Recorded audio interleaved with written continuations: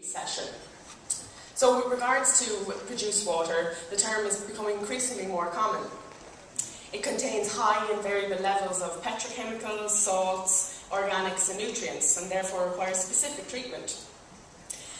Decentralized treatment is also becoming much more commonplace, and as we are increasingly faced with the challenge to provide abundant amounts of clean water with the view to reuse. Gerhard. So today we have 4 very innovative technologies in this space. The first to present will be Vivian Drake, founder along with her husband Ruane of Drake Technologies. Vivian is going to present on their ion flow technology, which looks at treating influence with a high total dissolved solids concentration using a commercially available ion exchange resin. After Vivian, we have Gerhard, the CEO of M2 Renewables. And their technology is concerned with, firstly, the removal of fresh solids using the M2R microscreen, and then the remaining suspended solids and dissolved organics are removed using the M2R modular filter system. Following Gerhard, we have Ned Godshall. He's the Chief Executive Officer of Altela. Altela are a water desalination company, and they're using a thermal dehumidification technology that is concerned with the treatment of produced water from the oil and gas industry. And last but not least, we have David Soane. He's the founder and CEO of Soane Technology Energy. They're a recent startup from Cambridge in Massachusetts. And today David is going to present on their technology, which uses polymer monolayers to treat produced water. And so I'll invite Vivian to start the presentations.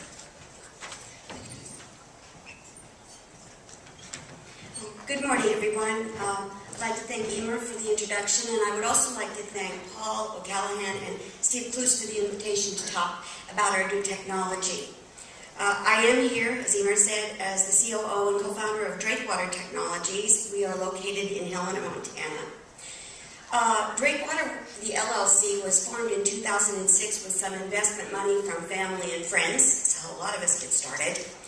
And then in 2010, we received what we considered a sizable investment from a major oil and gas corporation. Now you ask yourself, why in the world would a large oil and gas company invest in some little podunk company in Montana? Well, I can tell you why. We actually had the audacity to ask them that. And they told us, we know that water is going to be the new oil. We started the development of our ion flow technology about a decade ago, originally looking at the coal bed methane produced water treatment arena. Ron Drake, the inventor, is here, and I would invite you to visit our exhibit out in the hall.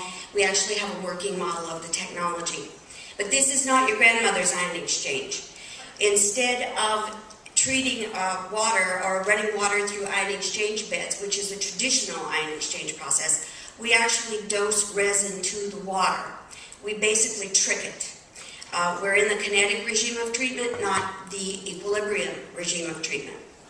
We have many, many added advantages in our technology, one of them being dialing in removal of the ionic species or the salts that we wish to remove. Gives us great advantages in that we don't have to regenerate as much, we don't use as much regenerant, which is generally an acid or caustic. That saves money. We also only have about 5% of the ion exchange in process at any one time. That's again a real cost savings. Because we're working in the rather remote wilds of Montana and Wyoming, at least originally, we knew that we were going to have a mobile and portable technology. You take the treatment to the water, not the water to the treatment. Saves a lot on infrastructure costs. In addition, we knew it was going to have to be modular and scalable because in coal bed methane there is a decline curve in which you initially produce large amounts of salty water, but over time that declines and you end up producing more gas. So you move modules on and modules off as they're needed. We have a very, very small environmental footprint, and when we leave the site you can't even see that we were there. And in the case of produced water treatment, we produce a brine byproduct, sodium sulfate, which is a saleable commodity. It is a truly continuous process, and again, I would invite you to visit our booth. We had an interesting directive in that our process was designed to clean up very large volumes of slightly polluted water. That's 1,000 to 10,000 TDS. Not many people can actually address that market. And indeed, it is a worldwide market. There are currently 17 countries around the globe in various they're in various stages of developing their coal bed methane or coal seam gas in Australia, their reserves. In the Powder River Basin of Montana and Wyoming, for example, we know that over 40 billion barrels are going to be needing treatment in the next decade. That's a very large, $8 billion opportunity. In Alberta and Queensland, we've looked at the markets there because they are actively developing coal bed methane. We know that they're going to need at least 75 billion barrels of treatment with a global market of over $100 billion. So some people have told us, well, you're in a niche market. We look at these as huge markets. But about a year ago, the price of natural gas in the United States fell to below $5 per thousand cubic feet. And the gas company we were working at the time, and were prepared to deploy our commercial unit to, told us, you don't need to come until the gas price bounces back up, which left us in rather an unfortunate position of losing a client. We haven't lost them, they just don't want us right now. So it forced us to start looking at other applications for our technology, and as it turns out, it's tremendous. We have the ability to clean up waste streams, reject streams from nanofiltration, reverse osmosis, electrodialysis. We also can beneficiate irrigation, especially salty irrigation waters to protect soils, as well as treating some of the saltier or industrial water supplies to protect equipment. So we've really expanded the markets that we can address. The stage that we are at, our company's been in business for 6-7 years now. We have field demonstrated our technology at 5 separate locations in Wyoming, all very remote. We have a full-scale 300-gallon-per-minute unit, commercial unit, ready to deploy. And we have, people are also now asking us, well, will this treat frac-produced water? And the answer to that is no, it was not designed for that. However, our company is in the process of developing a new patent-pending process called solid flow, completely different than ion flow. But we're very excited about what we can do with the ion flow technology. As you can see in the lower right-hand picture, you see the circle around that one unit. That unit treats 10,000 barrels per day. And multiply that times 42, that will tell you how many gallons we treat in a day. So our strategy for going to market is that we are looking for strategic partners. We're looking for alliances that are either manufacturing or service providers that are interested in licensing or joint venturing. Quite honestly, we're open to almost anything that makes sense to get our technology launched in the global arena. The paradigm that we are very familiar with is in the Powder River Basin, in which you charge an access fee to lease a unit. Our only competitor in the Powder River Basin was charging $1 million. We could get away with charging $450,000 versus the $160,000 that it costs to actually build the unit. But the real money comes in at the water treatment fee. We have a gross margin of greater than 50% because we charge 18 to 30 cents per barrel for treatment, depending on the amount of salt we're removing. Nobody else can do this. We have this ability for this dial in. So it is a gross margin, and there are also other fees you can tack on, such as a relocation fee. But with that, I'll turn it over. I want to thank you all for your attention, and as I said, please come visit our exhibit.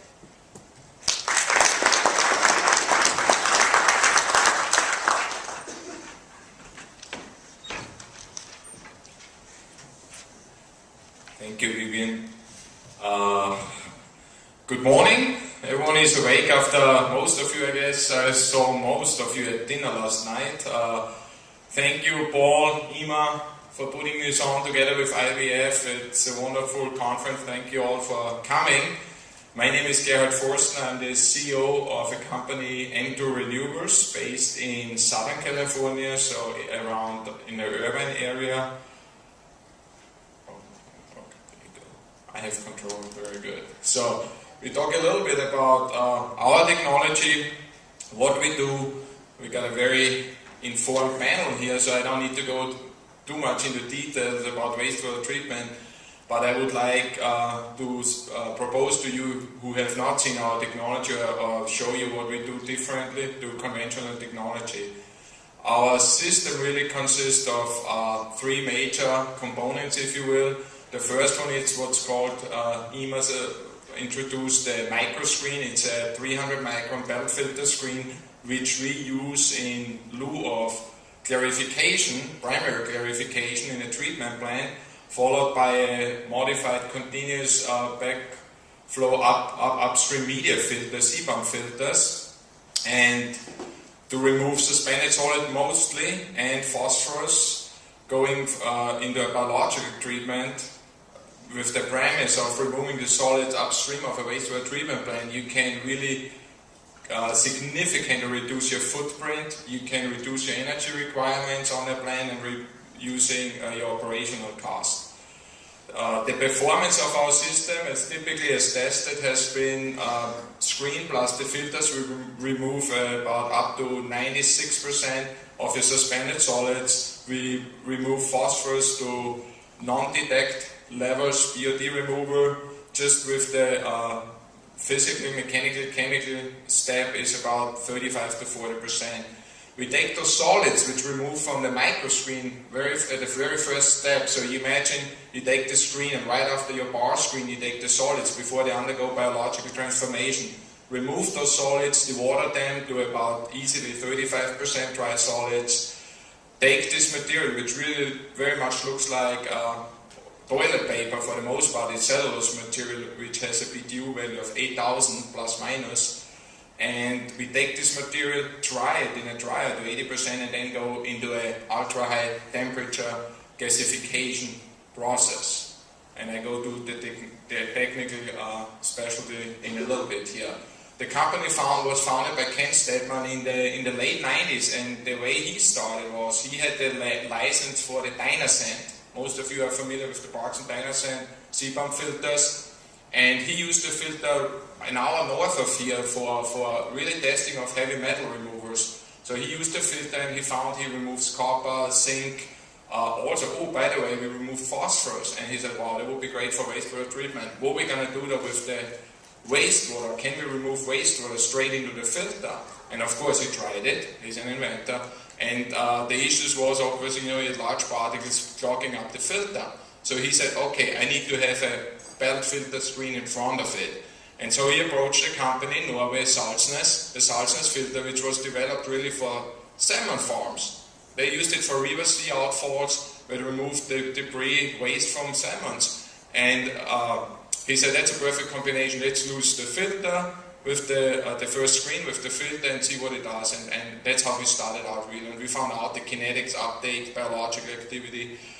We can accomplish much more with less energy and a smaller footprint on the biological side by removing your larger solids up front. Then we had the problem what we do with the solids. We create lots of solids, and he found out, okay, let's see, is the solid worth anything? Because it's fresh solids, it's not really waste active, it's larger biosolids. Is the BTU value good? And sure enough, it was good. So we found this gasification technology. So our market is really, it's a classic market. Our market is really every municipal treatment plant in the United States. For the wastewater treatment a portion of it is more the smaller plants. On the gasification really go obviously medium to larger plants. The technology really goes, we're looking at primary treatment replacement, clarifier replacement, or really new plants, developments, commercial developments, cruise lines, this kind of thing. So really a full treatment plan on a new build or parts of an existing treatment plant with an upgrade on the primary clarification. Our target customer is the classic model. We have the 3 C's. We have a consulting engineer, we have the contract, and we have our client. Our market, Vivian talked a little bit about it. I mean, the latest number I've heard is in the United States now, there's a 200 billion number to upgrade the system where it should be by 2020. The latest number I read yesterday is 395 million for wastewater and about 390 for water. So that's what needs to be invested to bring us to the standard where we need to be by 2020. So it's unbelievable, and I don't know if obviously now it's going to be a challenge for those municipalities to get us there. Our yearly investment need is about 13 to 19 billion. Those are figures from the EPA. Globally, currently, the expenditure is about 35 billion, obviously. You know, this number should be probably close to $1 trillion, we believe, because only 10% of the wastewater currently is treated. 90% of all wastewater worldwide goes untreated into our oceans. So, stage. So we are actually we are quite a ways. We have 2 existing installations. One is both in California, one is in the high desert, a 3 million gallons per day system, Atlanta, where we have a system, the microstream plus the filters. We have another installation in the center here at Fontana, that's a smaller plant, but there we replace primary clarifiers with our screen.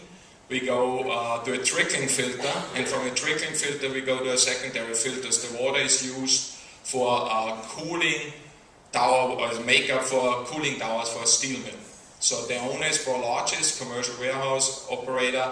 They run the plant through United Water, and they sell the wastewater to the steel mill for their cooling tower water makeup. It's been in operation for about 3 years. On the right-hand side, you see our plant in Munich. It's about 10 minutes from Munich Airport. It's a really MRF facility. They use refuse waste and gasify it. So all kinds of debris goes in. There's wood, there's municipal waste, some solids. It's a 25 ton per day system generating about 1.3 megawatt electrical net power output. The key to that system is to the technologies that we use a very high temperature. We use 1250 C or 2500 Fahrenheit, which allows us to go up with above furans, dioxins, neutralize those, but also we do not create any byproducts. We have no char, we have no tar, no byproducts. All we're left is with 6 to 7% ash, and with coming out is a syngas, 62% hydrogen and about 31% carbon monoxide, which then can be liquefied to hydrogen, or we can go through Fischer drops into C6, C12 fuels, or you methanize it and create methane to run an GE Chambach or Caterpillar engine. So again, classic model, we're using reps, we go with reps to the market. We're also looking to work with strategic partners, could be Veolia, could be Suez, Siemens, GE, some larger companies. Right now, the way we have gone to the market, it was a direct sell to United Water, both plants. They had an incentive to reduce the cost, so they kind of cut, if you will, a purchase order, and they're running those plants. Business model is really, again, we provide systems and components to customers, working together with engineers, contractors, and system operators. And that's my part. Please see us. We're right around the corner on the left-hand side. I'm here with our VP of Sales, Greg Laffey, and we'll be happy to answer any questions you have. So thank you very much. Appreciate it.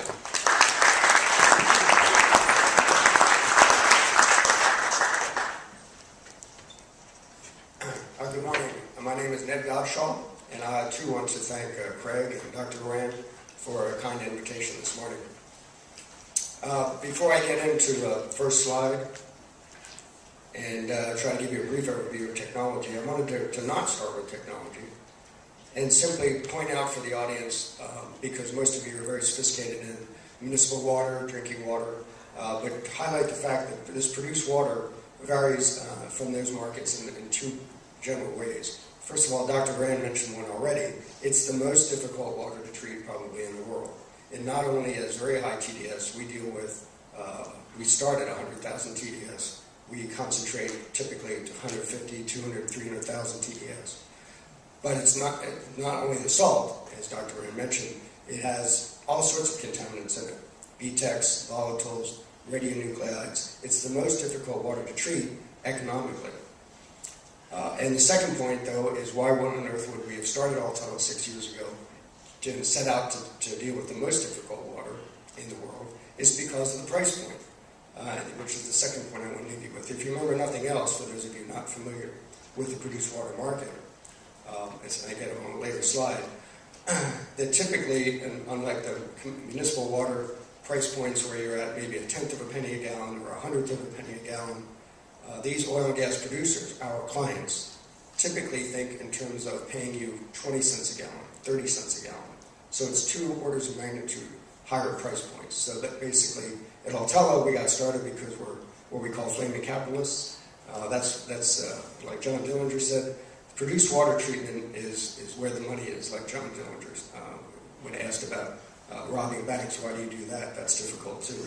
It's because our operating cost is on the order of 2 cents a gallon and we charge 20 cents a gallon. So there's a tremendous profit potential.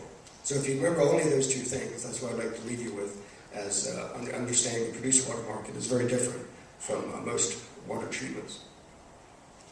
What we decided years ago, mainly through ignorance when we started Altela, to attack exactly this market, produced water, is that we looked at basically the way Mother Nature does it.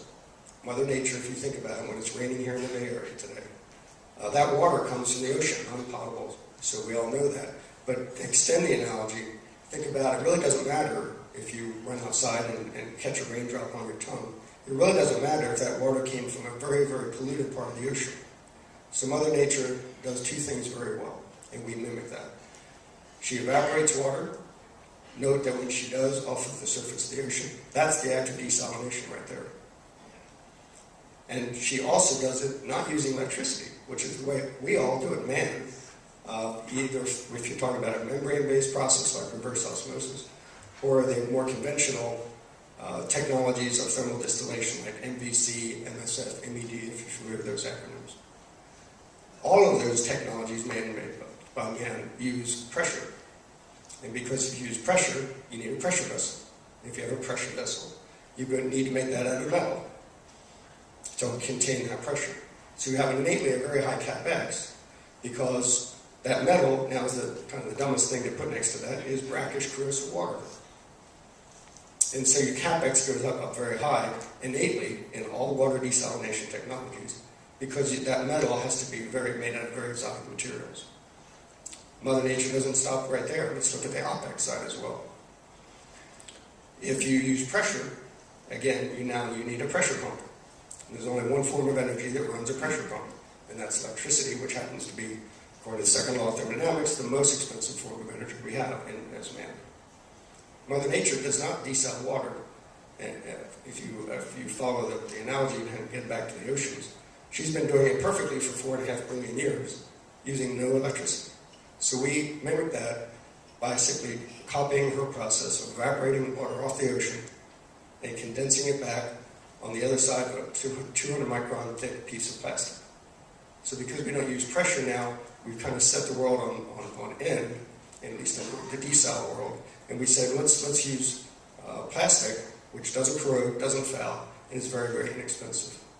And by using low-grade heat instead of electricity, we condense that water back, and we get distilled water as clean as rainwater, no matter what the water source is that you start with. Again, a few other comments on the market. Again, we are dealing with the most highly challenged water. The main problem is getting the salt out, the very high TDS salts. And we're not talking about the nice table salt on the table. We're talking about very difficult mixed contaminant salts, as the first speaker mentioned. So we've attacked the market in the oil and gas space, specifically the Marcellus. Many of you may be following the story. Marcellus shale play in Pennsylvania, New York, and West Virginia is getting a lot of attention because billions of dollars have been spent by the oil and gas people to lease land there for the thousands of wells that are going to be drilled. But the Pennsylvania Department of Environmental Protection just 2 weeks ago said thou shalt stop taking that salty water and simply diluting it at POTW and putting it down our clean rivers and streams. And so this has opened up a phenomenal market. We think we could not have been better timed to start a company with a radical technology 6 years ago. The stage of the company is we have 34 employees.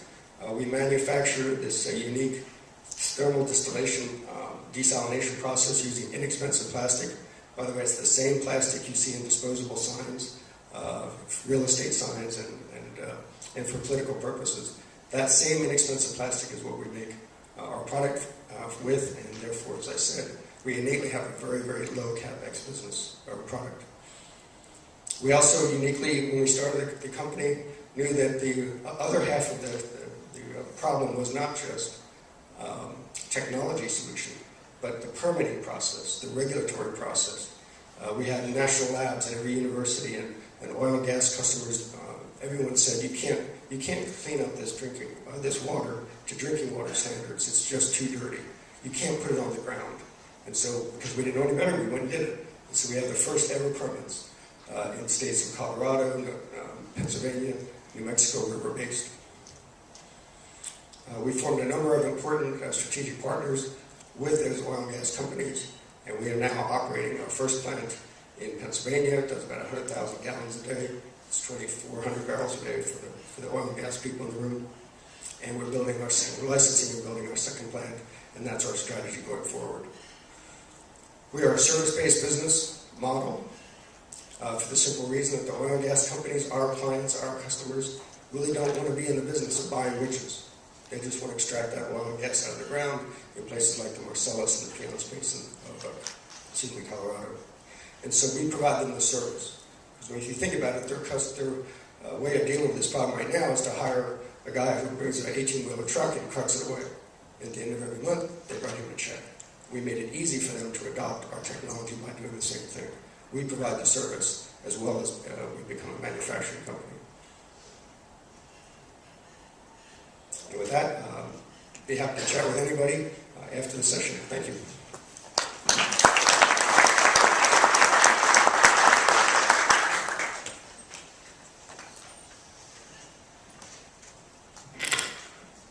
Good morning. It's a pleasure to be here, and I would like to thank Paul, Craig, and Eimear for the invitation.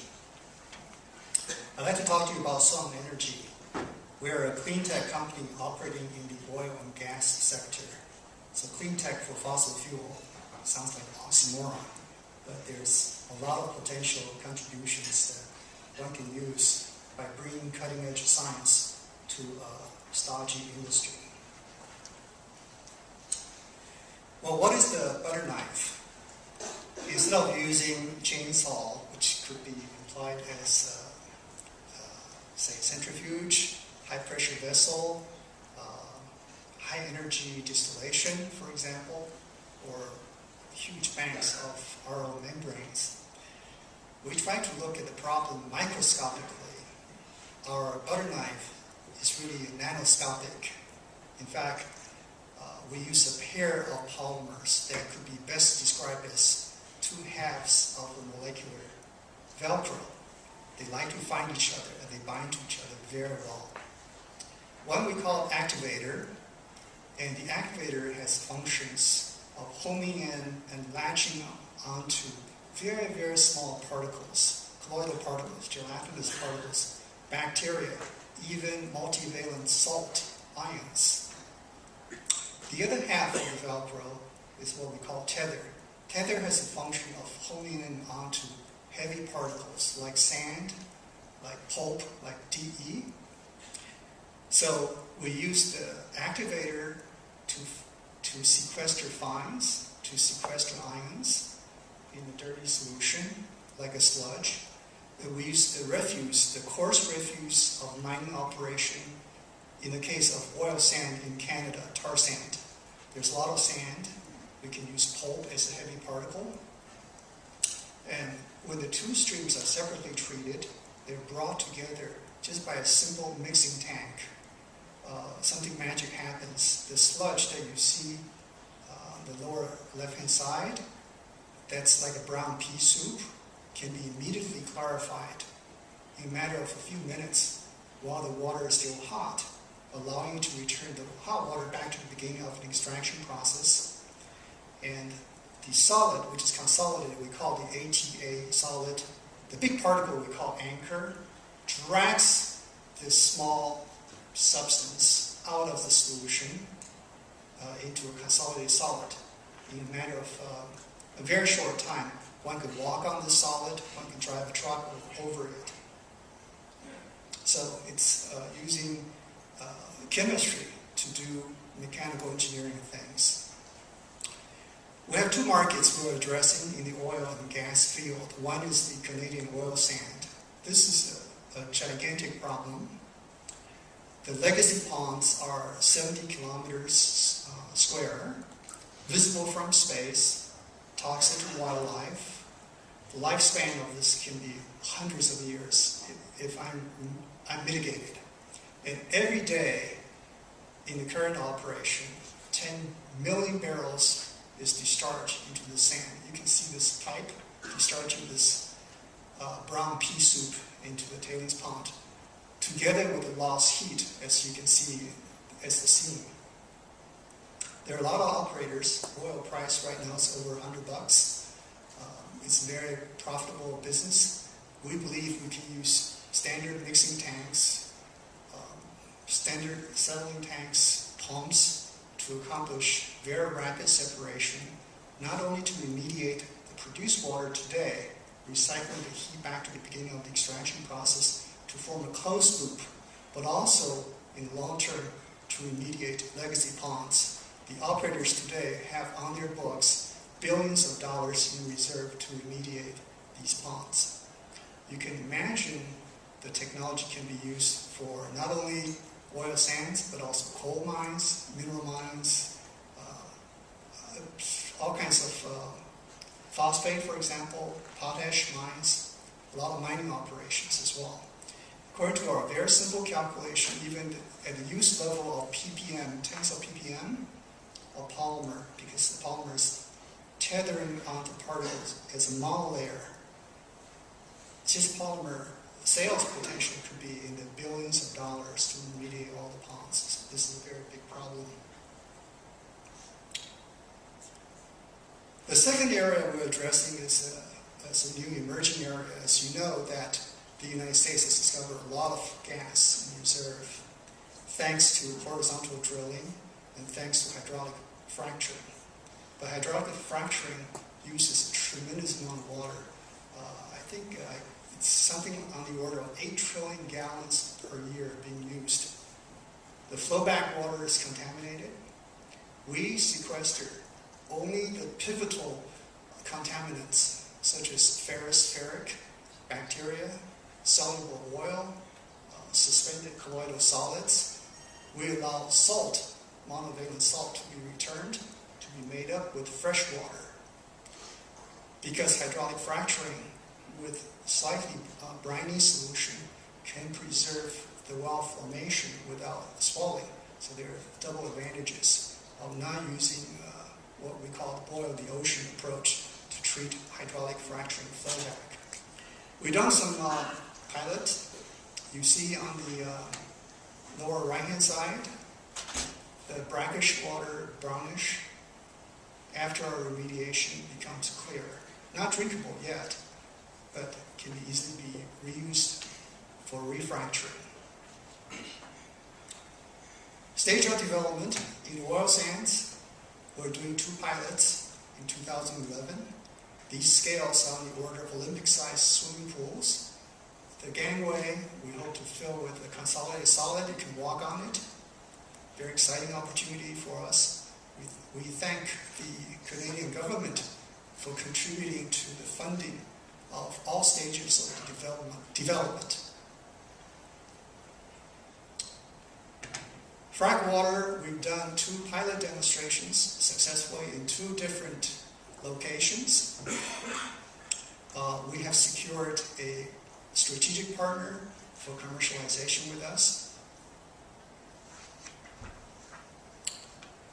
Finally, the last slide. We still have 10 minutes. I'll spend 10 minutes on this slide. I want to say that this company is made of a bunch of geeks from MIT. I was formerly a professor at UC Berkeley, and I miss teaching, so it gives me a great chance to give you this presentation today. We have been funded by private equity in the form of Intervale and also Chevron Venture.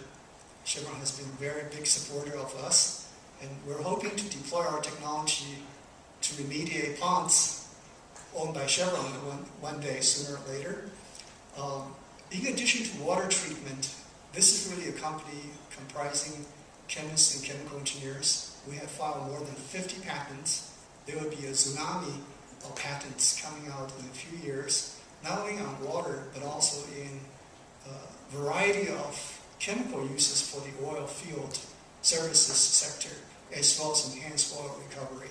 We're very excited about this company. Our model is not to go to the market alone. We're just a technology company. We form JDAs, strategic partners with either service providers or the ultimate customers, i.e. the oil companies. For the early adopters, they get either period of exclusivity or geographical exclusivity, as well as most favored nation status pricing. We retain all IP rights, funded by our investors. And hopefully one day we license or sell out our technology packages. In certain instances, we have done toll manufacturing of the chemicals to supply the industry in the kind of OFC, oil field chemicals model or service model. About our company. Thank you very much.